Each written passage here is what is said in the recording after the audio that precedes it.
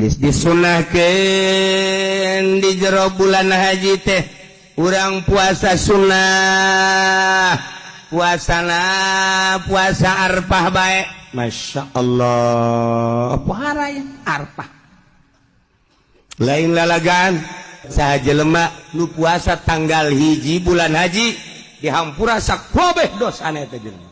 Saha jelema nu puasa poean kadua maka Allah bakal mere ganjaran percis kos jelema ibadah ka Gusti Allah sataun teu maksiat sakicep-kicep acan. Sajelema nu puasa tanggal 3 bulan haji lamun pun tapenta ka Allah langsung diijabah. Ngan aya nu dibere langsung di dunia, aya nu diengkekeun di akhirat. Masalahna beusi teu kuateun di dunia. Sajelema nu puasa dina poean ka-7 Allah bakal ngonci 30 lawang kesulitan, bakal mukakeun 30 lawang kagampangan. Poean ke-8 sok dingaranan yaumut tarwiyah.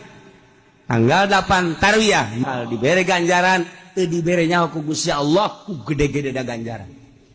Nu penting maneh puasa at-tarwiyah tanggal 1 tanggal 2 tanggal 3 tatang ka tanggal 7 sakitu gedena 8 mah tarwiyah ulah hayang nyaho sia ku buada gedena.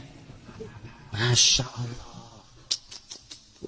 Saha jelema nu puasa dina poean Arfah bayangkeun coba eta puasa bakal ngaparatan sataun ka tukang dihampura dosa, sataun ka hareup dihampura dosa.